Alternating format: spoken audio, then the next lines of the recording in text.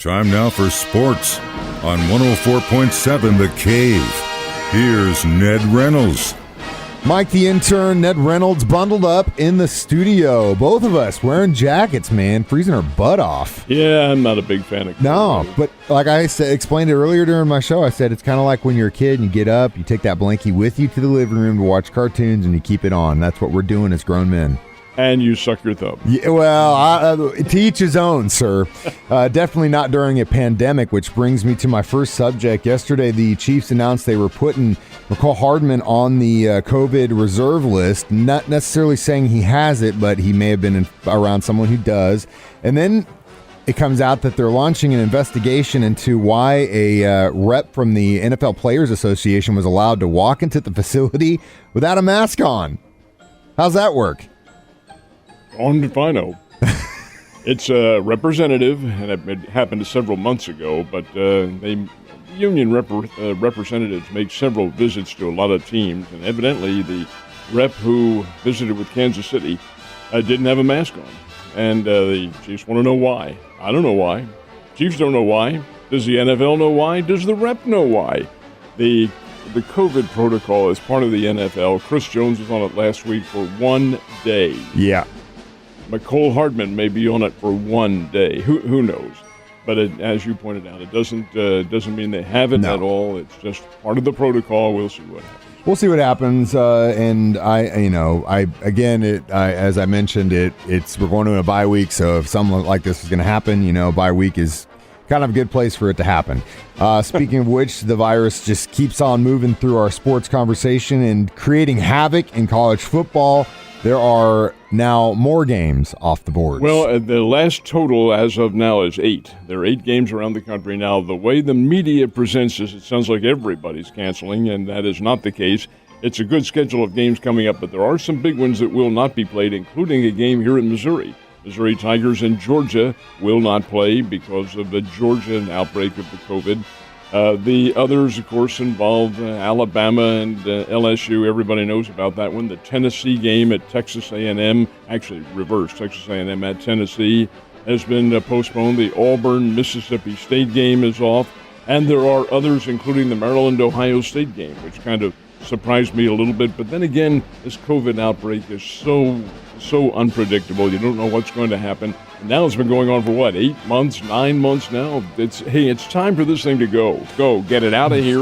It is disturbing everything, and it certainly has with the college football scene. But there are going to still be a number of games being played. It's going to be really weird because you like we've talked about with college football, it was going to be really difficult to kind of navigate those waters considering the amount of teams and the amount of players and kids like that. It's going to be really interesting to see what happens. But you knew it was going to happen. Oh, yeah, of course. It's not a mystery to anybody. Of course. It was predicted, hey, you've got to make the adjustments, and that's a matter of life. You adjust to the circumstances. Yeah, but it's going to be weird to see what happens with college basketball. Which hasn't started yet, but will in about, let's see, what is today? November the 12th? Yeah. It will in about a week and a half. Yep. We'll see what happens in that season. There's also, it's just like bad news Thursday, annual Tournament of Champions. It has been canceled for this year, but it has been revised also for this year. Now, it's not revived with a V, it's revised with an S. So they are going to have a tournament. They're going to call it the Missouri Classic or something of that nature. Same dates, but it will involve all the Missouri teams. It's really a risk under the current circumstances to bring in teams from California and Texas and wherever they were coming from this year, mostly the East Coast. So it'll be a 4-team tournament over 3 days that involves Springfield Kickapoo, Springfield Greenwood, Hartville, and St. Louis DeSmet. Now, these are all 4 very good teams. Hartville's a state champ. DeSmet is annually very good. Kickapoo was a Final Four team last year, and then the thing was canceled. Greenwood, well, they and Hartville played a dynamite game last March that Hartville won. So, hey, these are 2 very good teams, or 4, I should say, very good teams, very well stacked with great talent. And it'll be a nice little 3-game tournament that they're going to put on. Same dates as the TFC, but it's not going to involve the national champions this year. It'll all go back, we hope, to normal next year. Man, it's a credit to how fast this year has just flown by, because I remember talking about those games back in March and how tight it was with these local teams in the state. But it's also an unfortunate thing for the Tournament of Champions because, this time when you get these other teams coming out from out of state, you get to see some studs that that are definitely going to be going pro. So it is what it is, though.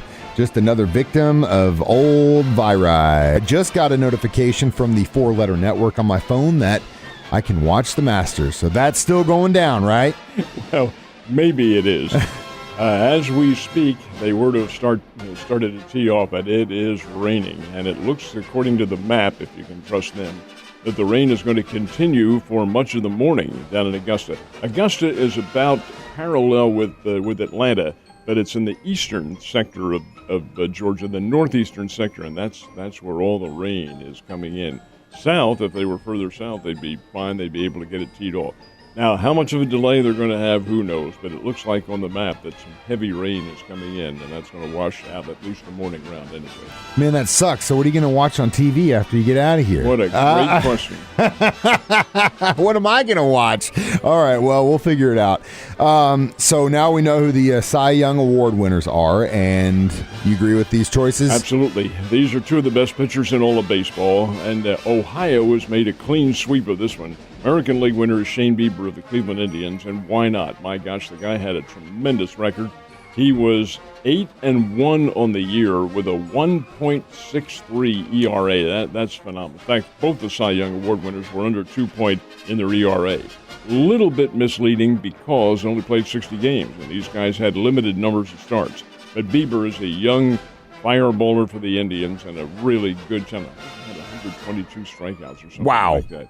The other, the National League pitcher, and this is historic because for the Cincinnati Reds, it is the first time Cincinnati's the oldest National League team in history. They started way back in the 1800s, the Cincinnati Red Stockings. They've never won a Cy Young, never, until yesterday. And that winner is Trevor Bauer, who, interestingly enough, is a former Cleveland Indian. So it's an Ohio sweep. Bauer was 5-4, but that's exceedingly misleading. He didn't get a whole lot of offense from his Cleveland team, or a Cincinnati team, I should say. But the fact is, the very first ever Cincinnati Reds pitcher to win a Cy Young Award, and they've had some pretty good pitchers.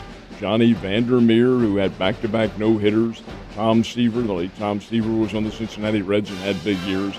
But never a Cy Young until this year, and Trevor Bauer's the winner. So it is Shane Bieber and Trevor Bauer as the Cy Young Award winners. Got Thursday Night Football tonight. Should be kind of an interesting game.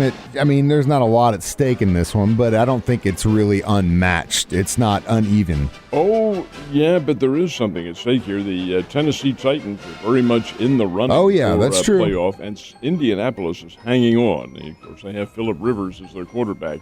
But Indianapolis goes to Nashville to play the Tennessee Titans.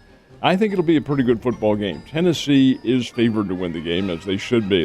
I think the Titans are a very good football team. I do too. But they have lost some key games, lost the Ravens, lost the Steelers.